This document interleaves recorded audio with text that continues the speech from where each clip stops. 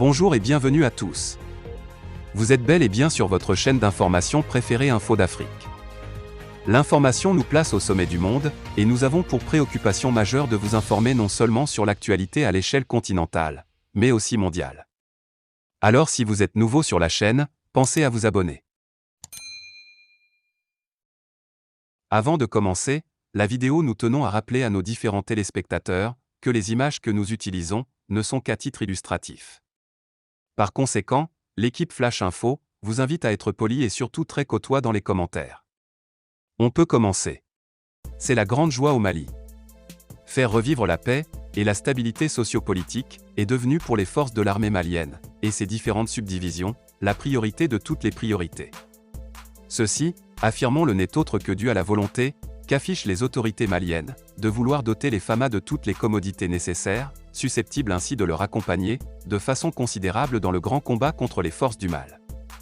À cet effet, face au phénomène de l'insécurité, les autorités policières sont décidées de prendre le taureau par les cornes. Elles multiplient les initiatives pour éradiquer ce fléau. C'est ainsi que dans la nuit du 24 au 25 février 2022, aux environs de 3 heures, la police nationale a mené une opération de ratissage au niveau du marché de Médine dans le secteur du 3e arrondissement. Ces opérations de police visent à protéger les personnes et à sécuriser leurs biens à travers une forte présence des éléments des forces de l'ordre sur le terrain. Il faut rappeler que ce lieu a été transformé en lieu de retrait des bandits armés et des consommateurs de drogue et autres stupéfiants.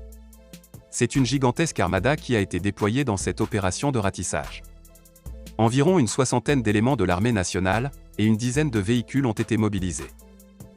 Sous l'œil vigilant du directeur régional du district de Bamako, le contrôleur général Sédou Diarra, l'opération s'est soldée par le délogement des malfaiteurs.